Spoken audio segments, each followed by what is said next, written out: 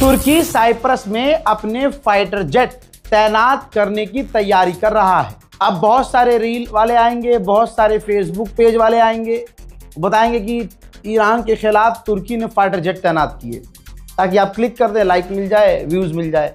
तो पहले ही मैं क्लियर कर देता हूं, तुर्की ईरान के खिलाफ साइप्रस में फाइटर जेट तैनात नहीं करेगा। जरा इस मैप को देखिए, साइप्रस का दो टुकड़ा है, एक टुकड़ा साइप्रस का है और उसके आधे हिस्से पर तुर्की का कब्जा है। ये जो पीले रंग का आप हिस्सा देख रहे हैं, ये पीले रंग का जो हिस्सा है, ये साइप्रस का वो हिस्सा है जिस पर तुर्की का कब्जा है। और ये लाल जो आप दो निशान देख रहे हैं, लाल वाले एरिया, ये ब्रिटेन का बेस है साइप्रस के अंदर। और ये जो हरा लाइन आप देख रहे हैं, ग्रीन लाइन जो खींची हुई है, ये यूएन की इंटरनेशनल लाइन है, ताकि दोनों के बीच में भिड़ंत ना हो। तो डिवाइड यूएन ने कर दिया कि भाई अपने अपने हिस्से में रहो। अब क्योंकि साइप्रस के अंदर ब्रिटेन का बेस है और साइप्रस में इस वक्त दुनिया भर के हथियार लादे जा रहे हैं ब्रिटेन के बेस को बचाने के लिए। जैसे यूरोप के कई सारे देशों ने अपने फाइटर जेट, अपना एयरक्राफ्ट कैरियर, अपने युद्धपोत सब भेजे हैं, ताकि यहाँ पर ईरान के ड्रोन हमला ना कर सके। अब जब इतनी तैनाती तुर्की ने देखी कि हमारे दूसरे इलाके के बिल्कुल करीब जो है पूरा यूरोप तैनात हो रहा है, तो तुर्की को थोड़ा सिक्योरिटी कंसर्न हुआ। तो अब तुर्की ने अपने इलाके में, जो साइप्रस का इलाका तुर्की के हाथ में है, वहां पर फाइटर जेट तैनात करने का प्लान किया है। पाकिस्तान ईरान को धमकी दे चुका है, वार्न कर चुका है इस ईरान और इजराइल की जंग में। आपको क्या लगता है, पाकिस्तान का वो आसिम चुनीर और पाकिस्तान की शहबाज हरामी की सरकार ईरान के सपोर्ट, भाई बयान देना अलग होता है, खड़े होना सपोर्ट में अलग होता है। आसिम मुनीर दौड़ता दौड़ता सऊदी अरब पहुंचा है, सऊदी अरब के डिफेंस मिनिस्टर से मुलाकात की है। खालिद बिन सलमान ने खुद पोस्ट किया है कि पाकिस्तान के आर्मी चीफ से मुलाकात हुई है, इलाके में जो तनाव हो रहा है और जो जंग चल रही है उस पर हमने डिस्कस किया है। पाकिस्तान ने ईरान को वार्न किया है कि मिस कैलकुलेशन ना करो, और ये जो हमले आप अरब पर कर रहे हो, सऊदी अरब से हमारा डिफेंस एग्रीमेंट है। दोस्तों, यानी वहां जाकर भी पाकिस्तान जो है क्योंकि भाई सऊदी अरब पैसा मांग लेगा, डील तोड़ देगा, भिखारी भिखारी रह जाएगा। तो अगर किसी पाकिस्तानी को यह गलतफहमी है आपकी जो सरकार है वो ईरान के साथ है, तो आप बहुत बड़े धोखे में हैं। आप लोग होंगे ईरान के साथ, इसमें कोई शक नहीं है, लेकिन आपका जो आसिम मुनीर है, शहबाज शरीफ की सरकार है, वो पूरी तरह से सऊदी अरब के साथ है। अब मैं आपको ऐसा सबूत दूंगा जिससे आपको साबित हो जाएगा कि ईरान ने अरब देशों में अमेरिका के बेसिस को निशाना क्यों बनाया। बहरीन के अंदर से अमेरिकी बेस के अंदर जो अमेरिका का हथियार तैनात है, उससे रॉकेट लॉन्च किया जा रहा है ईरान के ऊपर। बहरीन के अंदर से अमेरिका ईरान पर मिसाइल दाग रहा है।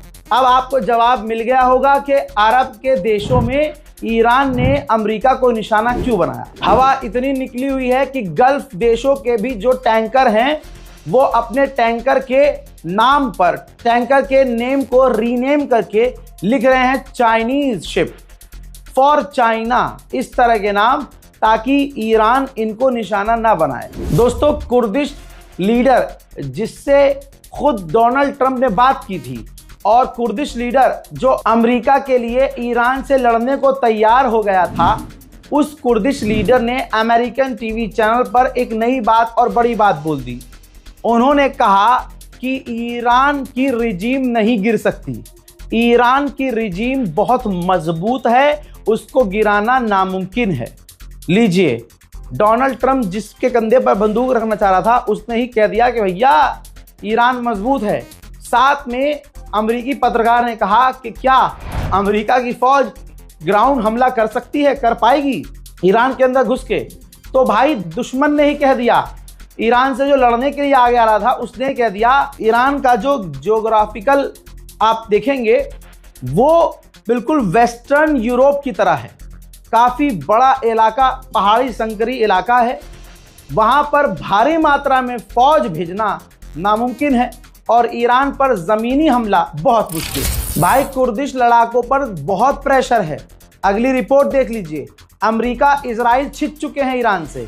तो अब कुर्दिश को प्रेशर डाल रहे हैं अमेरिका और इजराइल कि तुम जमीन से हमला करो, ईरान में घुसपैठ करो और ईरान में सरकार गिरा दो।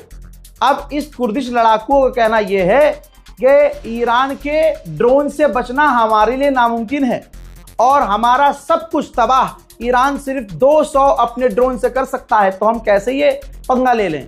और हमें अमेरिका पर यकीन नहीं है, हम अमेरिका के बिना अकेले, अमेरिकी फौज के बिना अकेले ईरान की सरकार को नहीं गिरा सकते, जो कि नामुमकिन है। ईरान की रिजीम को गिराना बहुत मुश्किल है।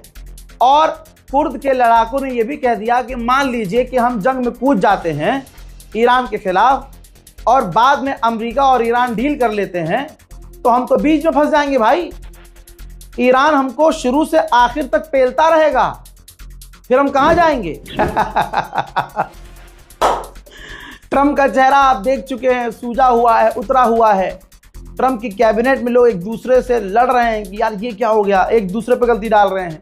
अब ईरान के राष्ट्रपति ने गेम खेला और अरब देशों से माफी मांगी, ठीक। और मैं उसको सबसे पहले बता चुका था, क्योंकि गोदी मीडिया भी इसको तोड़ मड़ोड़ करता, क्योंकि कहीं ना कहीं इनको अपने बाप की तारीफ करनी है। और उधर डोनाल्ड ट्रंप सबसे बड़ा मैनिपुलेटर, भाई वो दूसरों का क्रेडिट खुद खाता है, उसको भाई साहब सारे दुनिया के अवार्ड चाहिए। तो उसने ये लिखा, पोस्ट किया कि ये हजारों साल में पहली बार हुआ कि ईरान घुटनों पे आ गया, ईरान ने अरब साथियों से, देशों से माफी मांगी। 1000 साल में ये पहली बार हुआ है और अमेरिका और इजराइल की वजह से ये हुआ है, हमारी वजह से हुआ है, हमने जो इन पर बड़े हमले किए हैं, वरना ईरान कभी माफी नहीं मांगता। आज ईरान खत्म हो चुका है, टूट चुका है, घुटनों पर आ चुका है, ऐलान हो चुका है, फलान हो चुका है, ये है वो है, सब लिख दिया इसने है, और हमारी जीत हो गई है। अच्छा, अपने ही ट्वीट में फंस गया।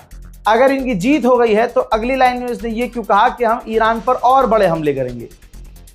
अगर इसकी जीत हो गई अगर बेचारे की जीत हो गई है, बेचारे की, बेचारा ही है, उतावला है, मतलब कुछ भी कर देता है, बाद फंस जाता है।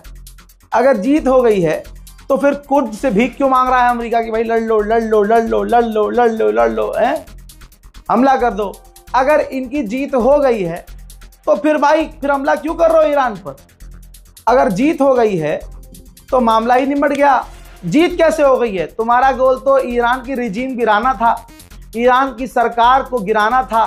3 दिन पहले कह रहे थे सुप्रीम लीडर मैं चुनूंगा, इसी चूरन ने पोस्ट किया था कि सुप्रीम लीडर मैं चुनूंगा। ईरान ने गीला जूता उठा के डोनाल्ड ट्रंप के मुंह पर चिपका दिया।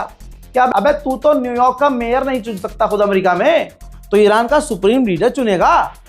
हजरात, ये बेचारे जिल्लत वाली जिंदगी जी रहे हैं, ठीक है। इज्जत की मौत लेने वाला इज्जत की मौत ले चुका है, वो भागा नहीं, घबराया नहीं। प्रोपेगेंडा सालों से क्या चलता था कि सुप्रीम लीडर को बनाया निशाना, सुप्रीम लीडर ने अपने पैसे ट्रांसफर कर दिए विदेश और भाग गए Russia. Supreme leader underground, supreme leader base में, सुप्रीम लीडर यहाँ, सुप्रीम लीडर वहां। हजरात हजरात हजरात, बहुत बुरी तरह से अमेरिका और अरब ठोका गया है। और जिस पर ये कह रहे हैं कि पेजेश्कियान ने माफी मांगी है, उसी ट्वीट में, उसी वीडियो में पेजेश्कियान ने यह भी तो कहा था कि अगर हम हमला नहीं करेंगे अरबों पर, अगर वहां से हम पर हमला नहीं हुआ तो हम भी हमला नहीं करेंगे। और अभी इसी वीडियो में दिखाया मैंने आपको कि दूसरे अरब के जगहों से, अरब की जमीन से अमेरिका ने ईरान पर मिसाइलें दागी। यूके ने ऐलान कर दिया कि अमेरिका हमारे बेस का इस्तेमाल कर रहा है अपने डिफेंस के लिए, यानी ब्रिटेन के भी एयरबेस और बेस का इस्तेमाल अमेरिका ईरान पर हमला करने के लिए कर रहा है। अब ईरान घुटने पे आ गया है डोनाल्ड ट्रंप के ख्वाबों में, तो ठीक है, अगर घुटने पे आ गया है तो इतनी बड़ी धमकी कैसे दे दी कि कोई भी अमेरिका का जहाज गल्फ में आया तो उसे डुबा देंगे।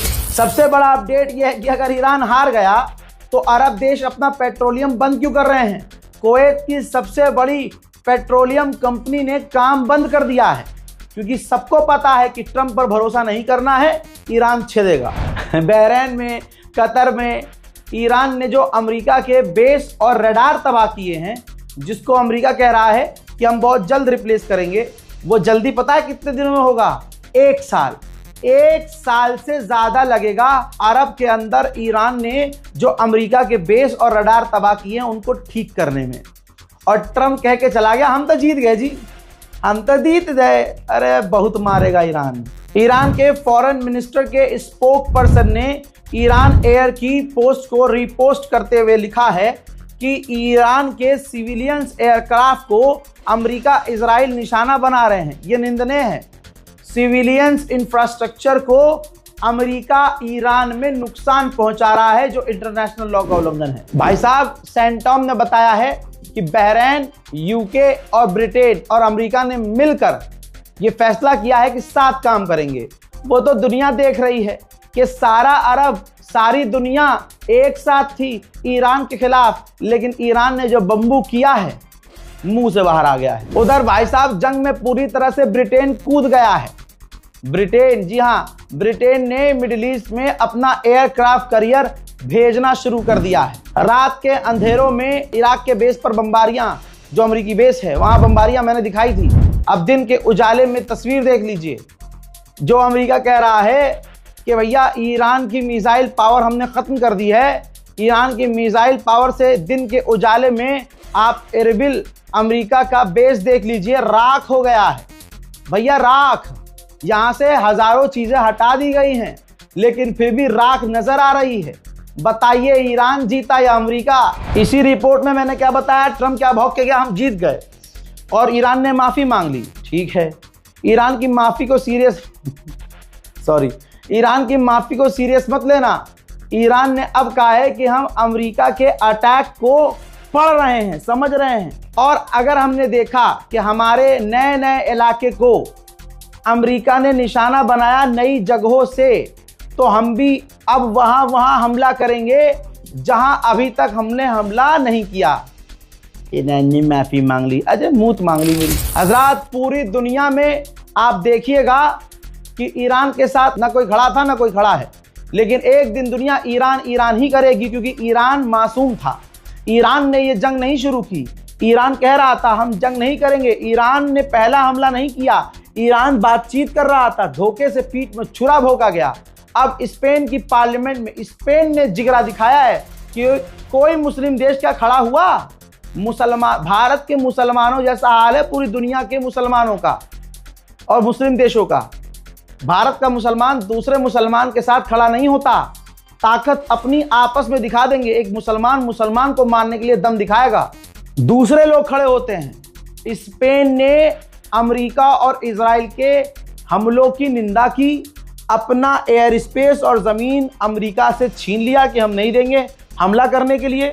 इतना ही नहीं, स्पेन की पार्लियामेंट तक में बात हो गई। स्पेन की पार्लियामेंट मेंबर स्पेन के अंदर पार्लियामेंट में खड़े होकर कह रही है कि अमेरिका इजराइल ने 160 बच्चियों को कत्ल कर दिया। इस जंग को शुरू किया और बेगुनाह 160 बच्चियों को कत्ल कर दिया। देखिए पूरा स्पेन ईरान के साथ खड़ा है। एक देश और एक देश की पार्लियामेंट में हक बात बोली जा रही है और हमारे देश के अंदर मोदी, योगी, अमित शाह और उनके पीछे चलने वाली भीड़ को खुश करने के लिए चुबीका लियाकत एक बेगैरत, जिसको मुसलमान वो है भी नहीं, वो पैसे के पीछे है, क्योंकि पैसा उसे तब मिलेगा, ज्यादा भी इसलिए मिलता है क्योंकि वो मुसलमान नाम इस्तेमाल करती है, मुसलमान है और मुसलमानों के खिलाफ एजेंडा चलाती है। मुसलमानों को शर्म आनी चाहिए भारत के अंदर कि तुम खामोश कैसे बैठे हो, कि तुम चुबीका लियाकत जैसी बेगैरत पत्रकार के खिलाफ आवाज नहीं उठाते। वो पता है क्या कह रही है? जब उससे कहा जा रहा है, कोई भी बात की जा रही है, उससे कहा जा रहा है कि 160 बच्चियों को ईरान में कत्ल कर दिया अमेरिका इजराइल ने, तो पता है क्या कह रही है? कह रही है कि खामनाई ऐसा था, खामनाई वैसा था, खामनाई ने ये किया। खामनाई ने आज तक हमारे भारत माता के खिलाफ एक जुमला नहीं बोला, बल्कि हमेशा भारत का साथ दिया। हमेशा भारत को कभी दादागिरी नहीं दिखाई, भारत से कभी गलत जबानी नहीं की जैसे अमेरिका कर रहा है।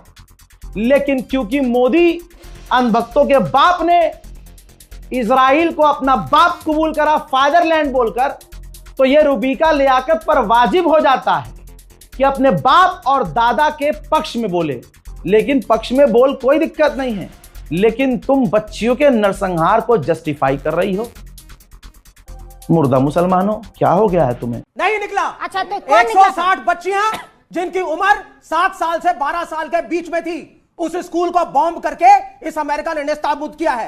और उस एक हमले ने, सुनिए मैडम, आप मेरे सब्र का इम्तिहान आप सुनिए पहले मेरी बात को। आप जैसे सुनिए लोग, पहले मेरी बात को। आप क्या जैसे करें लोग हम? घर में दुबक कर बैठे रहते हैं, क्या सही जब था? ईरान में वही सही 7 था या साल की गलत? छोटी बच्चियों को बुर्का ना पहनने ये पर मत खून-उजार कर दिया कहो। जाता था। अरे बुर्का शट को अप सर, बुर्के को शट किसी अप। मरने के ईरान मैं सामिनी का नाम जानते हैं? हजरात, यूएई ने कहा है कि ईरान मिसाइलें दाग रहा है, ड्रोन दाग रहा है और हम उन्हें इंटरसेप्ट कर रहे हैं। यहां रुक जाइए, अभी डोनाल्ड ट्रंप तो बोल के गया है गुलाबी सुअर कि ईरान ने माफी मांग ली है, ईरान हमला नहीं करेगा। मैंने पहले ही कहा था कि मुन्ना ईरान की माफी को सीरियस मत लेना। अब तो वो ये कर रहा है कि जो बोल रहा है उसका उल्टा कर रहा है। मुन्ना, तुम्हारी सारी जो क्रोनोलॉजी है ईरान निकाल रहा है। मेरे दोस्तों, इस रिपोर्ट को शेयर कीजिए, इंतजार कीजिए मेरे अगली अपडेट का। अगर आप हमारे यूट्यूब चैनल पर ये वीडियो देख रहे हैं या किसी फैन पेज पर ये वीडियो देख रहे हैं तो जानकारी के लिए बता दूं, ये मेरे 3 चैनल और हैं। इजराइल से सीधा पंगा चल रहा है रजाग्राफी का।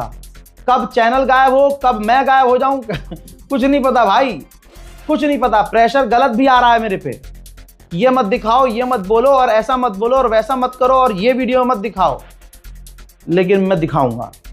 तो ये तीनों चैनल आप सब्सक्राइब कर लीजिएगा ताकि आप मुझे न खोएं, न मैं आपको खोऊं। जय हिंद।